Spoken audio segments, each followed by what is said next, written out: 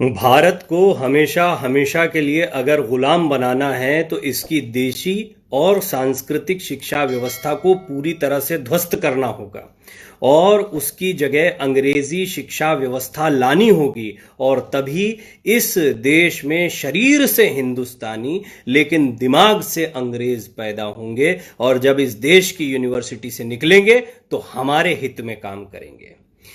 बकायदा अपनी बात को कुछ इस तरह से कहा गया जैसे किसी खेत में कोई फसल लगाने के लिए उसे पहले पूरी तरह जोत दिया जाता है, वैसे ही इस देश को भी जोतना होगा और अंग्रेजी शिक्षा व्यवस्था लानी होगी। कौन कह रहा है ये? मैकाले मैकाले खूब करते रहते हो ना। कौन था मैकाले? मैकाले ने कही थी ये बात। तो आप क्या है ना, कहाँ चले गए हो आपको कुछ पता नहीं है। आपको इशारों पर नचाने के लिए हमेशा याद रखिए, आदमी महत्वपूर्ण नहीं होता है समाज में, सिस्टम महत्वपूर्ण होता है। और ये सिस्टम जो है ना आपका, जिसको आप अपना सिस्टम सिस्टम का रोना रोते रहते हो, वो सिस्टम तो आपके हाथ में ही नहीं है। वो सिस्टम तो आपको बना के दिया गया और आप उसी सिस्टम पर चले जा रहे हो। और वो सिस्टम जो भी बनाएगा वो अपने हित की वजह से बनाएगा, वो अपने फायदे के लिए बनाएगा। फायदा क्या था सुनिए। 1825 की बात है, ये मेरी ये संपादित पुस्तक है भारत का असली इतिहास।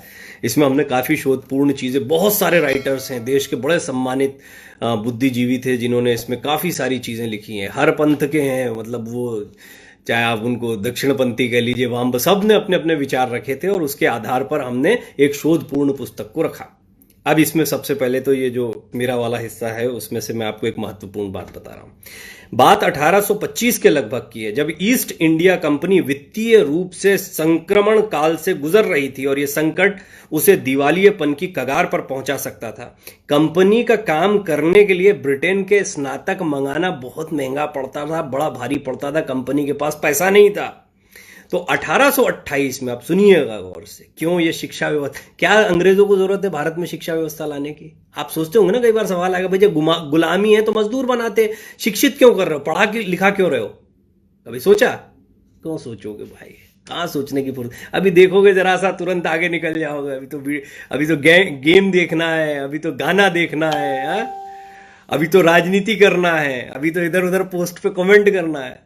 कोई बात नहीं, चलो हम तो अपनी बात कहते रहें। जिसको सुनना है वो सुनेगा और थोड़ा सा गुनेगा तो हो सकता है कि इस देश के विकास में कंट्रीब्यूट भी करते, नहीं तो रोते रहोगे, खुद भी रोओगे, दूसरों को भी रुलाओगे, बच्चे भी रोएंगे। 1828 में governor general William Bentinck Bharat आया। 1828 में लागत को घटाने के उद्देश्य से, क्योंकि क्या ईस्ट इंडिया कंपनी जो है वो दिवालियेपन की कगार पर चली गई थी, तो उसकी लागत को घटाने के उद्देश्य से अब प्रशासन में भारतीय लोगों के प्रवेश के लिए चार्टर एक्ट में एक प्रावधान जुड़वाया गया। क्योंकि वहां से लोगों को बुलाना, पढ़े लिखे लोगों को वहां से ब्रिटेन से बुलाना बड़ा महंगा पड़ता था, फिर यहाँ रखना, फिर कोई आ रहा है कोई नहीं आ रहा है, अपना घर परिवार छोड़कर आएगा, यहाँ घर परिवार, तो यहीं से लोगों को बनाओ जो अपनी प्रशासनिक व्यवस्था में काम करें। प्रशासनिक व्यवस्था किसकी है? अंग्रेजों की। और अंग्रेज क्या चाहता है? अंग्रेज चाहता है उसकी संस्कृति, उस जो भी आए बंदा, वो सबसे पहले तो यस सर, सर, ऐसी व्यवस्था बनानी पड़ेगी ना। वो आपको थोड़ी सिखाएगा कि तुम क्या थे, वो ये सिखाएगा हम क्या हैं। तुम तो कुछ नहीं थे। अरे एक बड़ी मजेदार बात, कुछ नहीं थे, सब पाश्चात्य संस्कृति से आया। तुमको हमारे यहाँ के मूर्ख कहते हैं, हमारे यहाँ के गवार कहते हैं ये सारी बातें। यहां पर क्या अचार बनाने की कला सीखने आते थे? पुर्तगाली आए, स्पेन से लोग आए, कालीकट से शुरुआत की, फिर गुजरात के बंदरगांव से आए, फिर कलकत्ता में आए। ये सब क्या करने आते थे? हैं? ये हमारी गरीबी लूटने के लिए आते थे। ये आते थे सोना लूटने, जहाजों से भर भर के। ये जिसको वास्को डी गामा और ये सब कहते हो ना आप, ये बड़े बड़े किस तरह के दैत्य थे, किस तरह के लुटेरे थे, इसके ऊपर एक छोटा सा वीडियो बनाऊंगा और इस पर कई विद्वानों ने कुछ अच्छी बातें कही है, लेकिन उसको थोड़ा विस्तार से और थोड़ा बेहतर तरीके से रखने की जरूरत है। आगे मैं बहुत जल्दी रखने वाला हूं इस पर एक छोटी सी सीरीज। लेकिन हमें लूटने के लिए इसलिए आए क्योंकि हम वैभव संपन्न थे। अच्छा, ये वैभव संपन्न क्या होता है? सिर्फ सोना और पैसा ही ऐसे ही आ जाता है? ऐसे ही मंदिरों में सोना जड़ जाता है?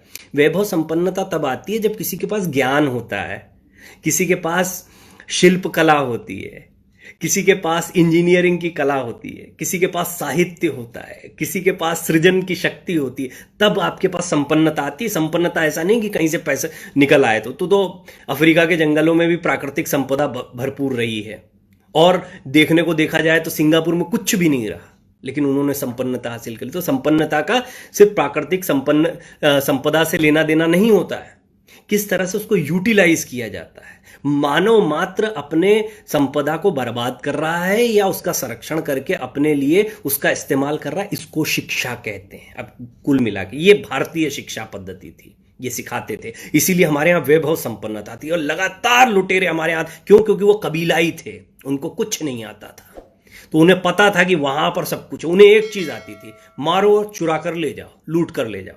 दूसरा आती थी चालाकी। हमारे यहाँ अतिथि देवो भव की भावना थी, उसका गलत इस्तेमाल करना आता था। ऐसे करके ईस्ट इंडिया कंपनी ने धीरे धीरे कब्जा जमाया था। उस पर मैं विस्तार से बात रखूंगा, लेकिन अभी बात 1828 में जनरल विलियम बेंटिक भारत आया और लागत घटाने के उद्देश्य से उसने यहीं पर लोगों को पढ़ाना शुरू किया। अब पहले तो ये एक्ट ला दिया कि यहां पर धर्म जाति और इसका कुछ नहीं रहेगा, सबको मौका दिया जाएगा। इस तरह का एक माहौल बनाया गया कि हम पढ़ाई करवाएंगे। पढ़ाई का मकसद नहीं बताया, मकसद बड़ा स्पष्ट अब समझ में आता है, लेकिन अब भी क्या है कि सब छुपा दिया गया है। आपको इतिहास की किताबों में कहीं नहीं मिलेगा। अभी इतिहास की किताबों में आपको बस अजीबोगरीब टाइप से इतिहास पढ़ा दिया जाता है, वो भी बहुत जानबूझ के किया गया। खैर, वो एक बहस का अलग मुद्दा हो जाएगा। मैकाले का भारत में आने का रास्ता खुला इससे। अब अंग्रेजों के सामने चुनौती थी कि कैसे भारतीयों को उस भाषा में पारंगत करें जिससे कि ये अंग्रेजों के पढ़े लिखे हिंदुस्तानी गुलाम की तरह कार्य कर सकें। तो साहब बाबू थोड़ी बनाना है भारतीयों को, अच्छे गुलाम, पढ़े लिखे गुलाम तैयार करना है।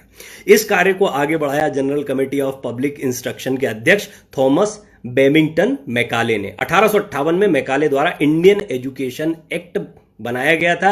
मैकाले की सोच स्पष्ट थी, जो कि उसने ब्रिटेन की संसद में बताया था। मैंने कई और वीडियोस में भी बताया कि मैं भारत में काफी घूमा हूं, दाएं बाएं इधर उधर मैंने देश छान मारा, और मुझे एक भी व्यक्ति ऐसा नहीं दिखाई दिया जो भिखारी हो, चोर हो। इस देश में मैंने इतनी धन दौलत देखी, इतने ऊंचे चारित्रिक आदर्श और इतने गुणवान मनुष्य देखे हैं कि मैं नहीं समझता कि हम कभी भी इस देश को जीत पाएंगे जब तक इसकी रीढ़ की हड्डी को नहीं तोड़ देते, जो इसकी आध्यात्मिक और सांस्कृतिक विरासत है। और इसलिए मैं प्रस्ताव रखता हूं कि हम इसकी पुरानी और पुरातन शिक्षा व्यवस्था, उसकी संस्कृति को बदल डाले। क्योंकि अगर भारतीय सोचने लग गए कि जो भी विदेशी और अंग्रेजी है वो अच्छा है और उनकी अपनी चीजों से बेहतर है, तो वे अपने आत्मगौरव, आत्मसम्मान और अपनी ही संस्कृति को भुलाने लगेंगे और वैसे बन जाएंगे जैसा हम चाहते हैं, एक पूर्ण रूप से गुलाम भारत। यह हकीकत है। तो ये तो और विस्तार से इस पर बात हो सकती है, लेकिन महत्व की बात अब जो है, हाल के दिनों में आज भी हम 12वीं की परीक्षा और बच्चों की परीक्षा, अरे इसकी चिंता मत करो, वो परीक्षा देकर भी क्या कर रहे हैं, वो वही गुलाम तैयार, हमारी शिक्षा पद्धति वही गुलाम तैयार कर रही है जो तब तैयार किए जा रहे थे। अब अलग तरीके से चल रहे हैं। अब गुलामी का ये जो पैटर्न है आपके बच्चों के लिए, इसलिए आप खुद महसूस करिए ना, आप गुलाम महसूस नहीं करते। आप में से बहुत सारे लोग, आप लोगों ने कुछ कुछ करियर बनाए, करियर के एक समय पर, एक मुकाम पर आने के बाद में आप एक खालीपन महसूस करते हैं। आपको लगता है आप ठगे गए, आपको लगता है कि आपका कोई आधार नहीं है, आपको लगता है कि आप किसी के भरोसे पर चल रहे हैं, किसी की दया पर हैं, किसी के भय के अंतर्गत जीते हैं। आपके अंदर वो आत्मविश्वास क्रिएट नहीं। आप ईमानदारी से सोचिए कि आपके मन में भाव आता है कि नहीं। मैंने बड़े बड़े अधिकारियों के मन में ये भाव देखा है, अधिकारियों के मन में। आप छोड़ दीजिए क्या प्राइवेट सरकारी नौकरियों की बात करते हैं। मुझे एक ऐसा जीवन मिला जिसमें मुझे सरकारी अधिकारी, बड़े अधिकारी, छोटे अधिकारी, अभिनेता, नेता, सबके साथ संपर्क करने का मौका मिला, सबके जीवन को नजदीक से जानने का मौका मिला। ये बड़ा सौभाग्य है, ये शोधपूर्ण एक जीवन रहा मेरा। तो इस जीवन में मैंने ये समझा है कि हमारी जो पूरी शिक्षा व्यवस्था है उसमें या तो जुगाड़ तुगाड़ सीखा जाता है, जिसमें बोलने की कलाएं होती हैं, लोग किसी तरीके से अपने काम निकालने के प्रयास करते हैं, चालूपंथी जिसको कहते हैं बहुत मोटी भाषा में, या तो वो सीखता है आदमी और उसके थ्रू आगे बढ़ता है। ये जो हमारी शिक्षा पद्धति है ना, इसमें कोई व्यवहारिक ज्ञान नहीं होता। ये जहां क्यों नहीं इनोवेशन आ रहे हैं, अब मैं खुद इनोवेशन की बात करता हूं। मैं जानता हूं कि बहुत अच्छा माइंड जो है वो भारत में मौजूद है, इसके बावजूद इनोवेटर्स क्यों नहीं? क्योंकि उनको वो चीज सिखाई नहीं जाती, उनको कभी एनकरेज ही नहीं किया जाता है कि इनोवेशन क्या होता है। किसी बच्चे को सीखते देखा आपने? चौथी पांचवी के बच्चों के साथ माँ बाप लगे हुए, घिसे पड़े होमवर्क करने में लगे हुए हैं, ऑनलाइन क्लासेस के साथ साथ। क्या बच्चा पढ़ रहा है, उसके माँ बाप को समझ में नहीं आता कि ये कोर्स क्या है। कहते रहते अरे ये क्या कोर्स है, क्या क्यों पढ़ा रहे हो यार? ओपन स्कूलिंग भी होती है, बच्चों को तैयार कर रहे हो कि नहीं? उसमें क्या प्रतिभा है कभी उसको देखते, और किसी में दम नहीं। मैं अभी भी कह रहा हूं, मैं ये बात कह रहा हूं जो हो सकता है कि आज से 5 साल 10 साल बाद, या हो सकता है बहुत जल्दी लोगों को समझ में आए, जब भी समझ में आए, लेकिन आज आपको समझ में नहीं आएगी। जब भीड़ को समझ में आएगी ना, तब पीछे पीछे चलना शुरू करोगे, अभी खुद नहीं कदम। ये भारत में कमी पैदा हो गई कि हम अपने मन से नहीं सोच पाते, हम आसपास देखते हैं, हम देखते हैं बहुतायत में क्या हो रहा है और उसके पीछे चलने लग जाते हैं। अंग्रेजों ने ये एक साजिश रची कि बहुतायत क्रिएट करो, आप एक ऐसा वर्ग क्रिएट कर दो जिसको देखकर लोगों को लगे कि अरे ये सही जीवन है। अंग्रेजों का गुलाम होना या इस तरह की सभ्यता में होना, इस तरह की संस्कृति में होना ज्यादा बेहतर है। उसको बकायदा क्रिएट किया गया और वो आज तक चला आ रहा है। और वर्तमान शिक्षा पद्धति आपके बच्चों को वही बना रही है, ये जिसके लिए आप इतनी चिंता करते हो। तो चिंता इस बात की मत करो कि कब एग्जाम हो रहे हैं, कब एग्जाम नहीं हो रहे हैं। चिंता इस बात की करो कि बच्चों का भविष्य कहां जा रहा है। और इस शिक्षा पद्धति के साथ, अगर पहले तो आपने खुद कुछ नहीं सीखा तो अपने बच्चों को क्या सिखाओगे? पहले तो खुद सीखना जरूरी है ना।